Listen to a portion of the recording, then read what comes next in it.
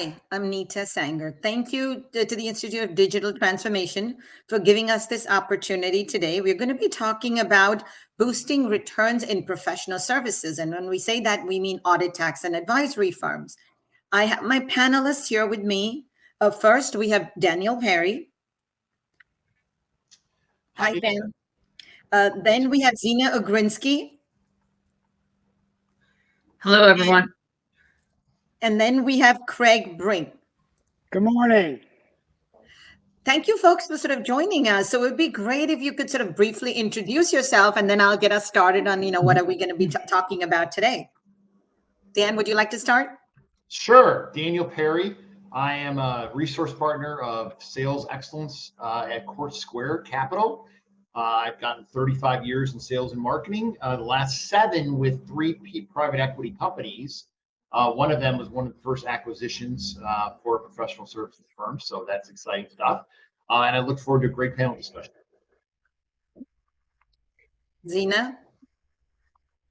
So I'm Xena Ugrinsky.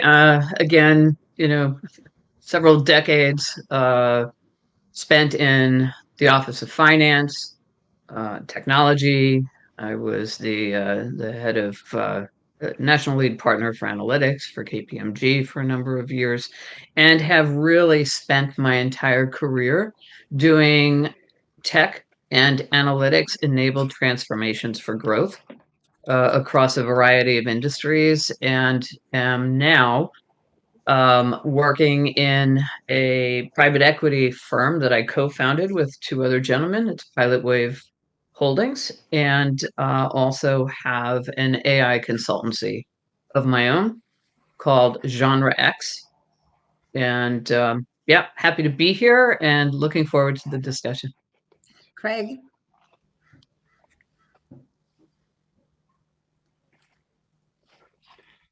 I don't have any sound. We can hear you, Craig.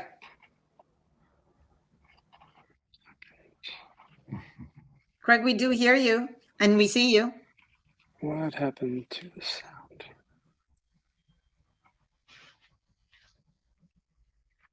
All right. So as Craig is getting set up and he sort of sorts to some of those issues, I just wanted to kind of talk about why we are actually having this conversation. So as we've had Dan and Xena introduce themselves. So I have been working with a lot of professional services companies, and I help sort of transform the global audit and the risk business of a Big Four firm, and then worked with a mid-sized firm. In fact, that's how I got to meet Dan, where I put their growth strategy together for them to actually grow the business and then get PE funding. So why are we talking about this now? Because there's increasing interest of PE firms looking to invest in audit, tax, and advisory firms. And what's happening is that the industry, like the PE firms, are realizing this is a great investment. The industry's got a lot of revenues, high quality professionals, and there's potential for growth through consolidation, and there's a lot of opportunities for technology and service innovation. At the same time, as the industry is going through a disruption with changing client needs, and also the use of technologies, which is so in addition to what firms have to be thinking about as they're looking to grow their revenues as they get PE funding, they also have to think about what services they can offer clients, who will deliver those services, where the services will be delivered from, how the services can be done more effectively, leveraging technology, and then how much to charge for those services. And I could not pick a better panel to talk about this, because all of they've been in the Dan, Xena, and Craig have been in the position where they've been like investors, have been in the industry, and Craig, who's going to be joining us back, has actually been a founder who's raised capital. So with that, so Craig, good to have you back. Would you like to be introducing yourself, and then we can move to the questions? Yeah, my apologies. My sound dropped out for a minute. So if it's not obvious, I don't come from technology in the same way, so I'm a little more technology challenged. I started a company called 𝗏𝗏𝗏 about 12 years ago. I founded that. I was the CEO. I ran the company for 12 years, grew it to about $100 million. I left about 2 years ago, and I'm in a new startup now. in a technology space with lighting and growing that company. So I have a lot of experience dealing with private equity companies, with other founders in this space, and I'm looking forward to being part of this. Thank you so much. Great, excellent. So let's actually sort of get all your comments. So Dan, it would be good to sort of say, since you actually mentioned you were the firm that was one of the first firms to invest in professional services, what should investors be thinking about as they invest in professional services businesses? Well, an investor is going to go through the revenue and EBITDA performance, right? Obviously, and they're going to look at all the trending for that. So I'm going to say that that's kind of what they should be doing, as everyone on the panel knows that. But from my perspective in sales and marketing, what I'm looking for is really around customer segmentation. Where is the customers coming from? Is there customer concentration? Can I actually understand, is it a partner-led firm or is it more than a go-to-market-led firm? As you guys know, a lot of professional services firms are partner-led. That tends to be the partners responsible for their own book of business, and it kind of rolls up right to the overall. I'm looking to see, is that really established there? Can we break that cycle? Is there a possibility to add on to that? Those are the things that I'm looking for. And then the marketing function. How are we marketing? Are we driving top of the funnel leads? Who's handling those leads?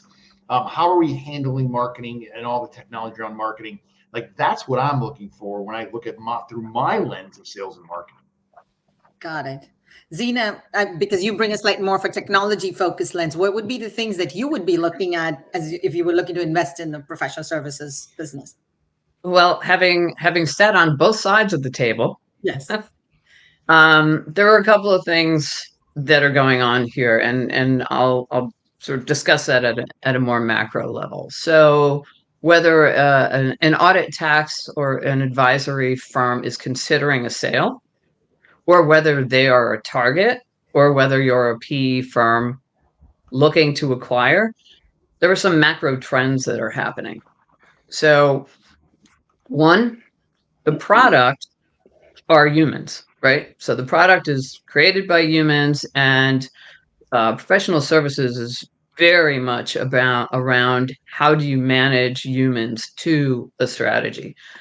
We are now experiencing a shortage of accountants, basically globally, and this is relative to demand. So secondly, new products are evolving daily that automate chords, and I'll use the AI word, right, that are enabling the human plus machine approach, and that portends huge opportunity for automation, for introducing further efficiencies into what has traditionally been a fairly manual process.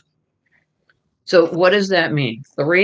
That means that you are expecting a tremendous amount of change that is going to impact people. And there's a very disciplined approach needs to be taken to that human evolution, transformation approach on the supply side, while still having to deal with changing customer expectations with respect to automation. So there's downward price pressure, while a PE or the audit, tax, and advisory firm itself is actually trying to grow revenues. So you have just a ton of disruption that you have to deal with and balance as you're figuring out the path forward. Great. And so Xena, actually, when you just said that, the other thing also is just in effect, even as you make what you're delivering more efficient, there's opportunities now to provide additional services like analytics, use analytics to provide business insights, or now as clients are sort of their needs are changing, which is what I was starting to say, that as their needs are changing, they might be looking for more like outsourced services or managed services, which is a different way of thinking about the business, which moves away from doing one-off advisory work, which a number of us have seen. So Craig, since you bring a different perspective, it would be good to get your thoughts, because you were one of those who sort of, raised funding, etc. So how should a firm be thinking about that's looking to raise capital? What are the things they should be thinking about when they're saying, who should we pick to work with? Any sort of thoughts and insights on that? Yeah, that's a great question, because your partner is going to be your partner until you have an exit. And going into a partnership, I've experienced this, and I think most people do. There's really no one on your side of the table with you unless you hire someone, because whoever you hire to get you through that process of taking capital is motivated by having a sale. And so that sale brings them money, and obviously then the private equity firm gets to buy your company. And I think that people need to do, and obviously referring to my own experience, but I think generally speaking from what I've seen, people need to do a lot more research into what does your company actually need? Does the private equity firm that you're bringing on actually have experiences with the services you need or the technology you need? And if not, that may not be the right partner. And I think you also have to see there has to be a culture fit. That means the way that they're thinking about the business versus as you're thinking about it, there needs to be the sort of, melting of the minds. I 100% agree. There has to be a cultural fit. And we'll get into this later. I like the questions that you prepared me with, because one of them really deals with how that culture fits and how the people who are in the company that's going to be purchased, how are they going to go through this experience of dealing with private equity? From my experience, every day that you're in a company, you should think about the fact that you're going to be selling this company tomorrow. In other words, everyone's prepared for, or getting prepared, I should say, for the changes that are going to happen, the things that you're going to have to manage in terms of expectations and technology. It's like any relationship. I think people tend to not express all their expectations up front. And without expressing those expectations up front clearly, there's always disappointment. That's just what happens when people don't find their expectations are fulfilled. Got it. So Dan, I know when we were talking earlier, you had some additional thoughts on this. When somebody gets funding, what they do need to realize, and accounting firm that gets funding, what should they be sort of thinking about? So it depends on the funding, right? The percentage of funding that the private equity company buys, right? Obviously, but you no longer own the company. You're, as a partner, no longer own the company. And Xena mentioned this, and Craig mentioned this as well too. The culture will change. Period. End of story. It will not be the same company ever again. Private equity requires or demands really to do what? Pay their LPs off, their limited partners off. The limited partners give us money. We have to then buy the company. We want to pay them off and make a ton of money for our limited partners, which means we have to drive EBITDA dollars in the company. So sales and marketing lens, we have to grow it. We have to grow it exponentially more than we've ever grown it before. That means a new go-to-market function. That means reorganizing the way partners are focused. That means giving away customers and clients to other partners to focus on other customers and clients, go get some more new ones. This means a new way of actually doing business, potentially, if you're a partner and you were very comfortable with what you were doing. It is a complete change. And the firm that we bought went through that change management, and it was sometimes the valley of death, because we had partners very upset with us and very, very unwelcoming. But we're growing. The firm's growing like crazy, and it's due to the fact that the CEO is leading this firm. So you have to have a really strong leader as well too to get through the change management. That's a sort of very interesting way of putting it, because you're absolutely correct. It's a different way of thinking, because if you do audit and tax, you know that once you get the sale, it's going to give you recurring revenues and you get rewarded for that. So you think about that, and now in a different thing. We bought the company for cross-sell. Yeah. That's what P does. Like, look, if you're an audit customer, make us a tax. If you're advisory customer, we can tell you strategic tax. Like that's what we built the company new go-to-market structure on, is to cross-sell and upsell. Sorry to hell out your time, Craig and Xena. I'll let you guys go. But it's very, very important you know this. Right. Right. Xena, the other thing that we always keep on hearing about how important technology is, but we know that a lot of companies are really not very good at, actually, implementing technology the way it should be and getting the returns that they need to. And so how would you sort of talk about an accounting firm sort of moving from being people enabled to being people plus technology enabled? Well, I want to build on what Dan just said. Yeah. You're dealing with a shifting cultural landscape, right? So you have private equity coming in doing exactly what Dan just described. They expect to get 10x out, right? And now that is not the growth trajectory of your average audit, tax, and advisory firm. Mhm. So what you're doing is you're dealing with partner confusion, right? Their landscape is changing. They are no longer the owners, and they may culturally have been in the past, which is disruptive. Mhm. Secondly, you are asking a partner to go from, say, each of the partners having a portfolio where there's X amount of revenue per client that they've been targeting. And now private equity comes in and says, yeah, we need like 10x on that.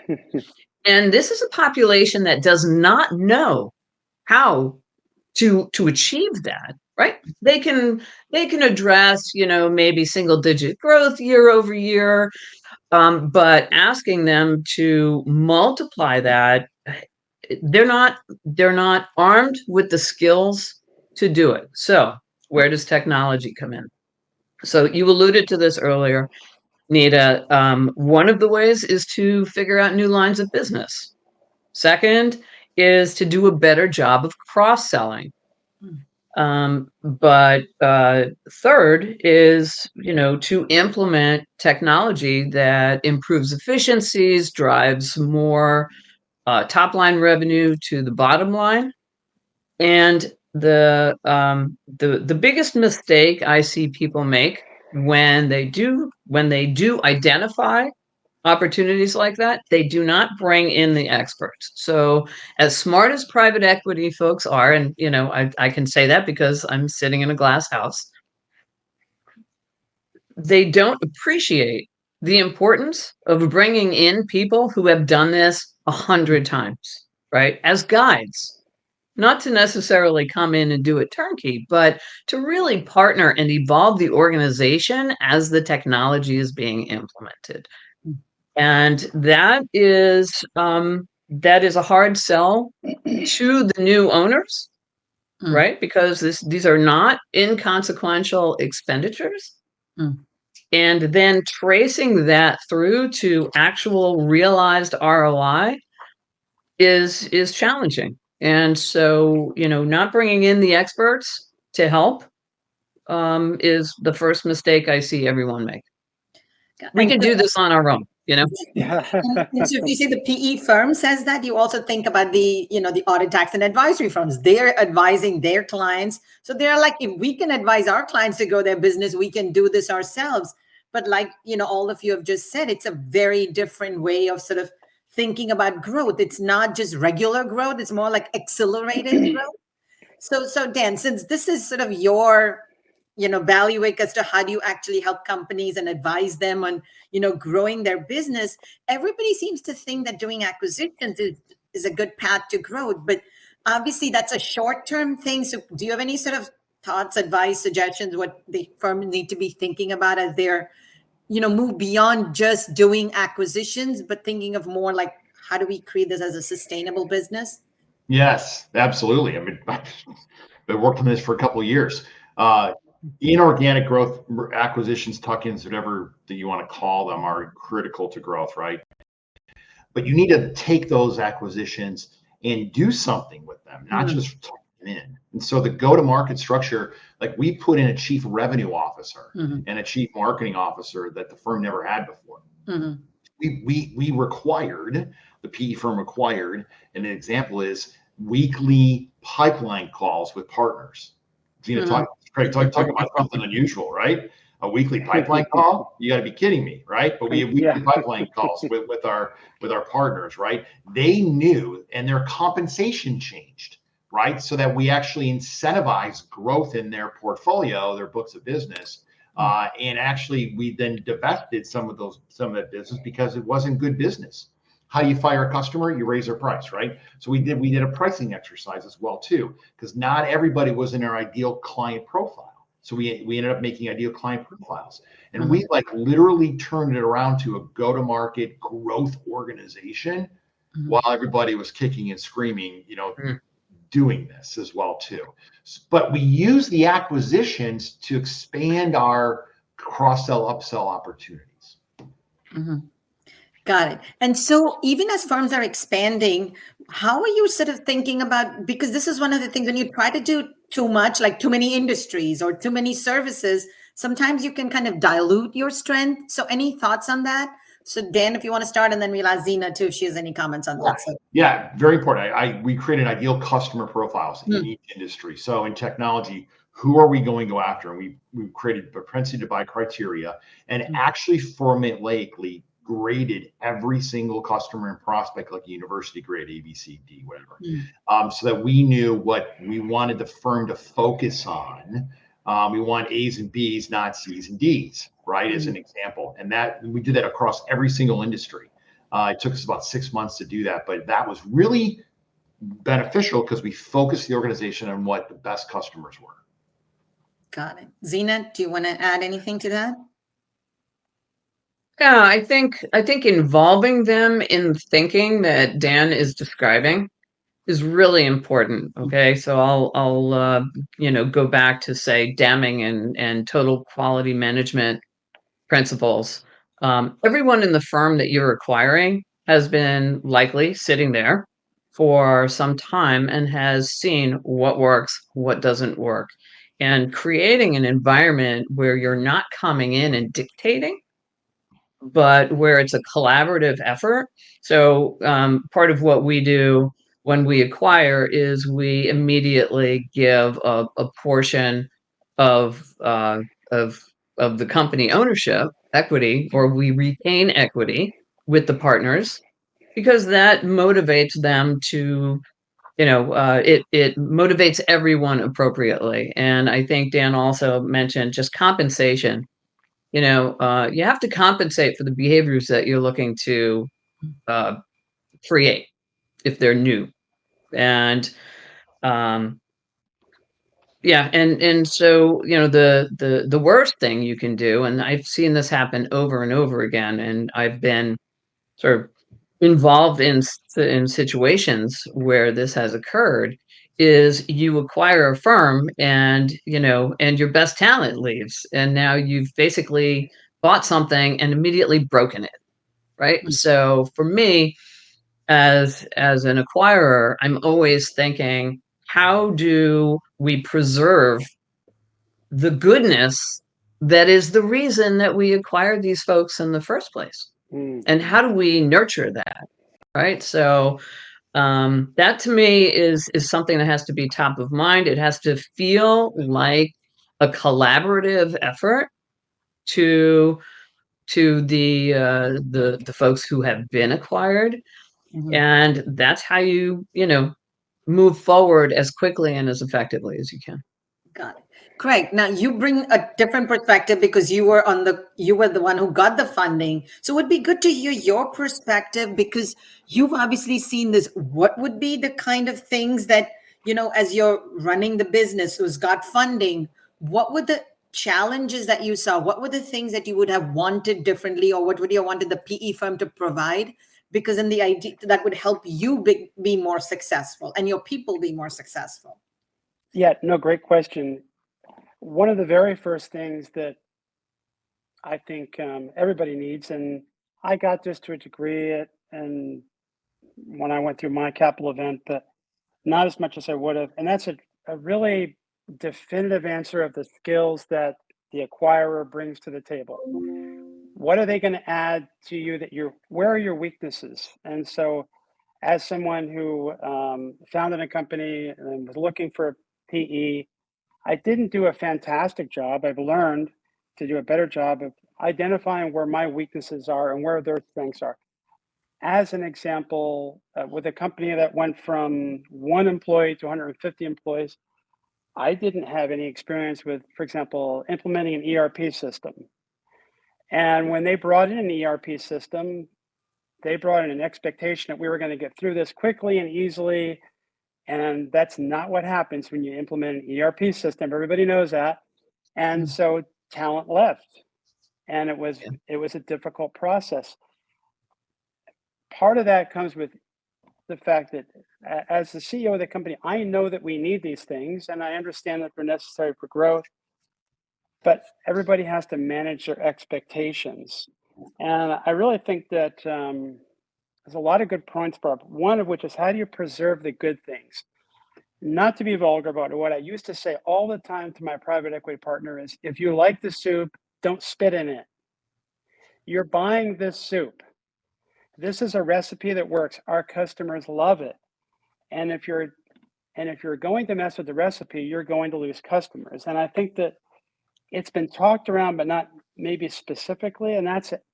I had to ask myself, and everybody who's going to be acquired as a company should ask themselves, is this acquisition going to be something that will improve life as my customers know it now? Will they get a better service? Will they get a better product? If you're not sure, you shouldn't go through the process, because ultimately your business only gains revenue as you gain and maintain customers. So if you have any reason to believe that the acquisition will not help you do that, then it's the wrong thing to do. And on the other side of that, I think the PE firm has an obligation not just to show that they've grown companies and sold them, but how they plan to work with you to grow your customers and not alienate them through changes, which I'll call spitting in the soup. Either by, I'll give you an example. I left my role as CEO. We brought in a CEO to help go through a sale process. And immediately they decided we're going to raise prices for our Canadian customers 20%. I lost my mind. I know those customers. I visited those customers. I said, I can't support that. And they found out 3 months later after visiting Canada that, well, we can only raise it 10% without actually losing the business. But in the process, they frustrated the customer. And now, I don't know where they are with that customer, but it was a lot of stress.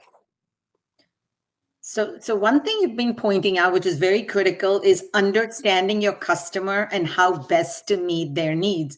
So it would be good to sort of hear from you, Dan. What are your sort of thoughts on how do you continue to stay in touch with the customer whose needs are now changing, depending on the size of your customer, whether it's a small to mid-size entity or it's a larger firm, they've got different needs which are now changing, especially with all these technologies and what they need. How do you stay in touch with them so you continue to meet their needs and not, like Craig mentioned, end up frustrating them because you're doing something that really is not what they were looking for? So you have to set up a structure that allows the performance conditions to do just that. And what that means is that we'll collaborate. We collaborated with every partner, most partners, not everyone, but most partners. Right. And we found that we were missing data. Data wasn't available to them. Data, all kind of, so we created a revenue analytics department, so to speak. Right. And enabled our partners to actually be more efficient with their time, make more, be in front of the customer more, make sure they're interacting with the customer more. All the guys of doing what? Better customer satisfaction, but also an opportunity for us on upsell, right? So it was efficient, which we worked really hard at. And then we started on effectiveness. So efficiency, guys, is putting you in the right space at the right time with the right customer. Effectiveness is what comes out of your mouth when you're in front of the customer, right? So effectiveness is really hard. Efficiency is easier. I'm not saying it's easy, but it's easier. So we worked on that efficiency really hard so we could put ourselves, or partners find the time to put themselves. And that was, simply like, it was a pain in the butt to get a quote out the door. So we made a configure price quote process that was real easier for them to do that. That's one little example. Got it. Xena, what would you like to sort of add to that? Because at the end of the day, and even as you do technology innovation, it's always sort of said co-create with your customer, because if they are bought into it, they are definitely going to be like, they'll be more willing to try out the solution that you come out with. But would love to hear your thoughts on how do you engage your customer and make sure you're meeting their needs. So let's talk about technology in general. So we briefly touched on ERP implementations. They're awful. Nobody's happy when they're going through it. It's a tremendous amount of change while you're still having to do your day job, kind of thing. But for me, what has always been remarkable is day and age. Like, we are still, companies are still wrestling with basic BI. Daniel mentioned the word data, right? So I can't tell you, I can walk into any company at this point and very quickly identify where the gaps are that are essentially obstacles to them being able to effectively run the business, or to do what I call effective performance management, regardless of whether it's in sales, marketing, delivery, in the office of finance. And what's happening in the market now is that the tools have sort of catapulted, right? And when ChatGPT came out, we had just come through, I'll call it 10 years of figuring out what big data is, and people learning Python and R, because we were suddenly able to not just look at sample sets, but look at entire, huge data sets, right? And for me, why that was important was, for the first time, you can take a small to medium-sized business and represent it mathematically in such a way that it becomes one model. And now you can really start pulling the levers on what happens if we do this. What are the ripple implications? And our ability to do that with the technology we now have is there. The challenge is that we have not even adopted properly the old stuff that was available for analytics, right? So it's effectively, handing a toddler an F-14 and going, okay, create process improvements. And so that change management process is really important. How do we create the workforce of tomorrow? How do we start that sort of thinking? We have to change the thinking. It has to start at the top. You have to take, in many cases, you have multi-generational C-suites, right? So some of the folks are like, well, duh, I'm a digital native, I get it. And some of the other folks are, my secretary hands me a piece of paper and that's how I manage my business. Right. And the first thing that you have to do is sort of get everyone on the same page. They have to have a common understanding of what the possible is, so that they can effectively discuss what the strategy should be relative to growth or efficiency, or even the adoption of technology. Got it. So now, as you've been talking about this, Xena, you've been talking about people, which is so important. And we've talked about how when you get funding, you're talking about a whole different way of operating.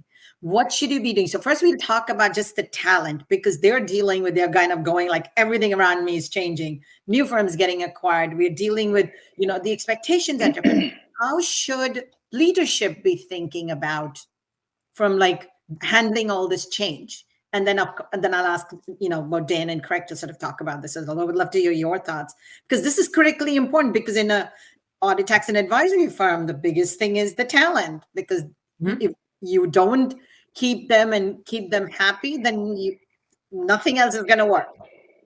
Right.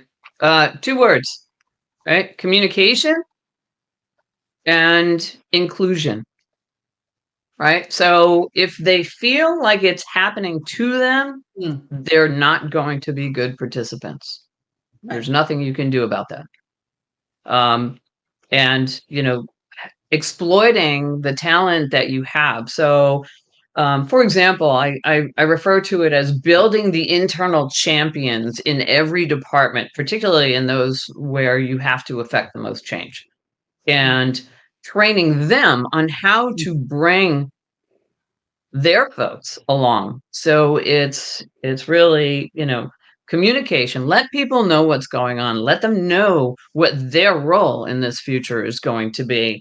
And then establish a champion in every functional area. Who is that person who the comms will come from, who can take that leadership perspective, and who owns really the act of helping everyone who's coming along on the ride to understand where they fit, what their future is going to look like, what their contributions, their role in this transformation. And when you do that effectively, I've found that teams accomplish things they would not have believed they can accomplish.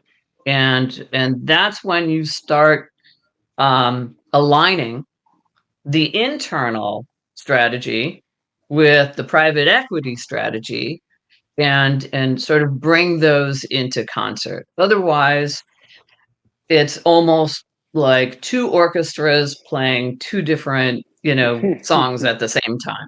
So yeah, little music analogy there. Because you need to bring people along on the change journey and make them feel part of the process. That's You have to connect. You have to help them connect to what role are they going to play in the future. And that is very specifically has to be communicated, and it has to be communicated in a way that is, and when I say effective, that sounds very cold, but like, how do I engage this human being, right? Help them understand what their future is going to look like and how it aligns with where we're taking the company. And I find that that is not addressed nearly enough. So it's like, what's in it for me? You have to almost put whoever's managing the change in the organization has to think, what's in it for that person? What are they? What's in it for them? That's sort of the WIIF. I would call it personal motivation and connecting to that. Right. It's less of a what's in it for me, because you'd be surprised if there's a vision and they can attach to it. Yeah. It may be less about personal compensation. Absolutely. Right? It may be part of being something that is greater than what I was part of. Right. So Dan, would love to hear your thoughts on this. And on this, I would say, can you also add on from a leadership perspective? Because leadership plays such a critical role in driving change, but they also need to know how to deal with change and, be able to go on this accelerated pace of growth, which not all of them are used to, especially because a lot of the leaders have been doing the same thing for many years. And this is a whole different way of thinking about the business. So private equity guys, people, whatever, guys, gals, we go in a board meeting, right? What our PE, I'm thinking about one thing and one thing only, my customer. And my customer is the LP who wrote a check for sometimes hundreds of millions of dollars, right? To go return, make a return on that investment. That's what I'm thinking about. So all the stuff that Xena said was exactly correct. But my piece, I'm like, yeah, whatever. Yeah. You're the management firm. You're the leadership team. You guys figure that out, because I got to return it back to my LPs. And if you can't figure it out, I'm going to find someone who can. Right. And that's so people say PE's cutthroat. It's not cutthroat. Just remember who their customer is. Their customer is if somebody wrote a check for 7, 8 figures, 9 figures. So I need to make sure that customer is happy by returning investment to them, by having that company perform 10, 12, 15x times EBITDA, so that I can return back 4 to 6 times MOIC. That's the way the PE firm, the guy's thinking. And a lot of leadership people don't think like that. They've never really thought like that. They've thought about what? Running the firm, growing the firm at a lifestyle, potentially, sometimes a lifestyle business, but growing the firm. And so what Xena mentioned and Craig mentioned is so true, but the leadership team has to figure that out. And what happens on a lot of these leadership teams is there's, after 6, maybe even 18 months, there's turnover, because these leaders don't think like that. They actually think like the old company, and the change management so hard, but building that culture is really critical to go forward. And I try to help with that sometimes, but it's really critical to do that. So in fact, I want to make a point about that. That's all. I agree. And Patty over here just made a comment saying that you need to bring in an expert with change and transformation. So I agree, because that's what I've been doing and was able to help some firms through this. But the biggest issue becomes is a lot of times the audit, tax, and advisory leadership is like, no, we can do this ourselves. And I think sometimes that's when they hit a little bit of a roadblock of like, they get to a certain point and then they're not able to take it to the next level, or they're like, what do we do next? Craig, would love to hear your perspective, because you've been on the inside. And so with the PE folks sort of saying, what are the expectations and who their client is, how do you on the inside actually continue to motivate your people? Because you've done this and know what needs to be done. So there's a few things that have to be done. And I think if I'll address what I think private equity has to do day one, and that's act with, whether it's a person or as a company, act with a sense of humility. When I had a private equity person come and visit the firm, and it may not be their nature, but fake it till you make it. I loved what he said right out of the gate. He said to one of my staff who asked him a question, he said, I don't know anything until someone shows me or teaches me. It was very disarming. And what that did is it sort of set a tone. But when you get to Dan's point of, how do I return money to the LP? I used to tell my private equity partner all the time, money is a collateral benefit. If I've done everything else well and focused on delivering the best product possible, having great staff, the money will happen. I have to have goals, but the money is a collateral benefit, at least in my way of thinking, the way I ran the company. Money will, and this has been touched on, money will not make people stay. I've tried, it doesn't work. I mean, it can to a degree for a limited amount of time, and I think Dan touched on this as well. People stay when they feel engaged. And you said that as well, Anita. People stay when they feel like they're part of the process, when they have ownership of the process. And I think as a former CEO, I had to remind myself every day that I'm a salesperson. Ultimately, I am responsible for the company's bottom line. Is the company going to make money or not? I'm not relying on other people. I'm acting every day as if I'm one of the salespeople. And then I'm reminding myself, what does a good salesperson do? A good salesperson has to remember a couple simple rules. My job is to remove objectives that the customer has and to make them feel comfortable with doing business with me so that they don't want to go somewhere else. And that involves spending time with the customer. We could go on and on about that. But the other thing I do want to mention real quickly is how to improve your staff, because a company is just a collection of people. And I think it's very important to deal with, especially your superstars in the company. And this was talked about a little bit.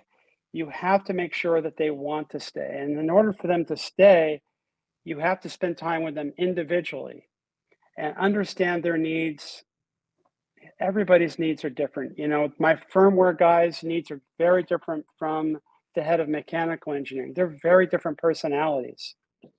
I spent an hour every 2 weeks with the firmware person for the first 2 months to make sure that he wasn't going to leave, because I know without him telling me that he's getting job offers constantly. That's what firmware people do. That's the space we live in. And so I had to address that. I took my top 5 employees to lunch every week. When I say top 5, I mean in their different areas of expertise. And the first thing I asked them when we sat down is, tell me what sucks about your job. what can I do to improve? And I said, there's, you name it. And often it was very, very small things that were just overlooked, that weren't discussed. They weren't, and as a matter of fact, they were rarely expensive. They were just things that frustrated them. And so I tried to understand their needs, and they felt like I created a culture where they felt like I was listening. My engineers asked me one day if they could have nameplates on their doors. I said, well, instead, maybe spend more time out on the, we had a factory, out on the factory floor. And I think that's true about a CEO. You need a very uncomfortable chair if you're going to lead a company well, and you're going to bring the bottom line to your limited partner equities, limited partner people. You need to have an uncomfortable chair and be engaged constantly in the process, and not you're assigning a lot of tasks, especially with a very large company. My company was relatively small in this picture, $100 million valuation, but I'm sure it's true with companies of all sizes. You need to be engaged and not just let other people assume other people are going to do the work for you. Right. No, this is great. Sorry, go ahead. Nita, can I just make one observation between what Craig and Dan just said? So there's a role in between the LPs and the holdcos that is a really important, variable for me, that tells me this is going to be a successful acquisition or it's not going to be, right? Because that individual is tasked with managing the LP relationship, understanding what they are looking to get back, and then translating it into the language that the holdco speaks, and figuring out how to motivate that management team to drive towards those goals. So again, we come back to communication and how it's done, right? If the management team feels like the metrics are unreasonable, these are unachievable, I mean, you're going to have, a stack of problems that you have to deal with. But I love what Craig said about listening. And then I also like, he said, money is it's not the cause, it's like the end result. Like that'll happen if you do all the other things correct. So I love that one. So now, as we're sort of getting towards the end of our discussion, it would be good to sort of get all of your thoughts on like one thing that you would want to advise investors and firm leadership as they get funding or have funding. What should they be continuing to do to grow the returns from their company? So I'll start out with Dan. Would you like to start off and sort of give your, words of wisdom? Yes. One thing that's going to be hard. I would say that make sure you understand the firm's culture before you dive into that, before you make the write the check, right? Because if you don't understand the firm, really understand the firm's culture, you're going to write a big check and you're going to be disappointed because you can't change as fast as you need to change. Remember, the whole periods are 4 to 5 years. So we can't really do that. That's super important by going deeper in diligence on a culture. Makes sense. Xena? Yeah, the one word for me, innovation. Okay. And the disconnect or the mismatch in innovation that often occurs is the fact that these are not inexpensive endeavors, right? But when they're done well, they can be transformative in a way that brings the workforce along and helps them evolve, right? So you're really developing your talent. And the other thing is making sure you have a Sherpa that can help you through this process successfully. Now, the LP conversation on that one is really hard because the LP is like, you're spending money on what? Like, how much is this going to cost? And like, this is going to get in the way of our growth strategy. And again, that liaison role, or the owner of for example, I'm responsible for the industrials portfolio for Pilot Wave, and my ability to balance the needs of the partner group in the private equity, of which I'm one, and be able to communicate with the teams in the holdcos, which are, union and construction, and it's a very different way of communicating, but helping to create that match. And innovation was a big part of that, right? So we went through a ton of time, well, a ton. In 1 year, we rolled out ERP, payroll, HR across 3 different unions. It's a union shop, more complication, right? And when we were done, we said, hey, like, everybody hates everybody now. We've been through a tremendous amount of pain, but we're on the other side of it. Now, if you could have anything, right, from a technology standpoint, like new service lines, like, and asking them, what is your vision? If anything, what would it be? They didn't miss a beat. They looked at us and they said, we want drone inspections. Okay, so we said, what about drone inspections that are taking visual and thermal images and running it through a machine learning algorithm so that the output is a report you give to your customer, the utility, that says, of this, 10-kilometer high voltage line, here are all the remediations that are required. Here is the order in which you should do them. Here is the backup for all of this.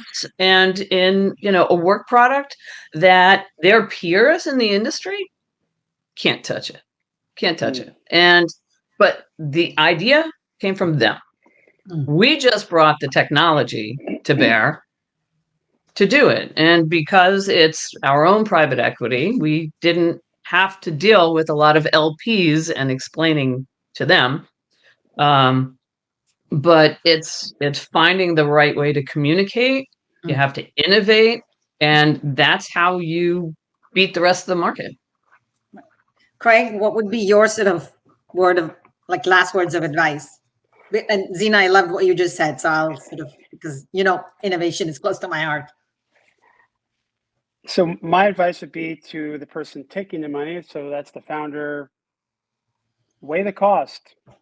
As Dan mentioned earlier, you're no longer going to own the company, and you're probably going to, if you're going to maintain equity, it's going to be a small portion. It's going to bring a lot of change in your life and your stress. Personally, I'll share that I went through panic attacks. I didn't even know what they were until I went to sell the company. And a year later, oh my God, what am I going through? It's very, very stressful. And when you're going through that, the money no longer matters because your life and the life of those around you is so intimately affected that you no longer care about having the money or the Porsche.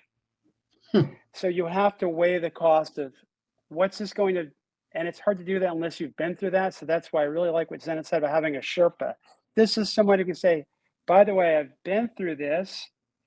Here's what you're going to experience. Before you go into outer space, let me tell you about weightlessness and how awful you're going to feel. And also let them know when you get to the other side, it'll be worth it. It can be worth it, but you have to understand you can't weigh the cost unless you have this Sherpa, someone who's been through that to help you understand what it is you're really getting involved in, how to meet the demands of the LPs, while also at the same time satisfying your customer and not trying to drive products down their throat at a pace that they don't even want and alienating your customers. I've seen that happen. You don't drive growth by driving things down people's throat. And part of that weighing the cost, there's a certain amount of humility. You have to ask yourself, can I do this?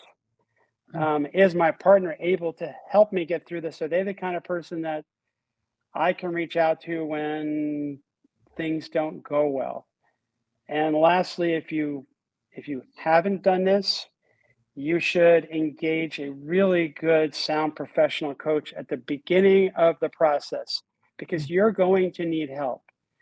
And that person may help you identify when your stress reaches a point where you're no longer effective as a human being, let alone as a CEO. So you need to make sure that you've built protection around yourself and you've prepared yourself for the journey. You've packed everything you can think of that you need with the Sherpa's help. You've aligned your expectations and you've made yourself ready for a journey so that you can get not just yourself, but so that you can also get your team through the process. Because if you're going at a point of stress where you're becoming ineffective, you can't help other people. So you really have to get prepared so that you can be not just a survivor, but a leader. Thank you. No, this is great. But what I did want to say was that, I mean, thank you for each one of you giving your insights. I will still say that we had such an interesting time in the industry because everything is in flux. The industry is in a state of transformation, disruption, and nobody has kind of got this correct. So the firms that actually get this correct are going to be able to grow their market share, grow their business. So the opportunities are huge, but it needs a lot of what we've all talked about here, what they need to be thinking about, how they need to address it, because you have the opportunity to provide services that you've not thought about before, how you deliver those services, how, where do you deliver them from? How can you actually, how do you price those services? So we have this very, very interesting point, and the leadership that gets it correct. So I think it actually comes down to the leadership, which brings it to what Craig said. And then you have leadership, and then with the right supporting team, like the Sherpa, like you mentioned, and Dan, I think that's what's going to make this a success. I think there's a huge opportunity, but it's making sure that the right team and the right leaders are in place to actually get this there. But I wanted to thank all of you for taking this time to share your wisdom. Thank you, Dan, Xena, Craig. Really appreciate this. And thank you to all our listeners. And if anybody has any questions, please feel free to reach out to us. Thank you. Thank you. Thank you. Thanks for joining Digital Dialogue. Look for more episodes at noon Eastern Time on the first and third Tuesday of every month. Can't join the live session? You can watch the replay anytime on our YouTube channel.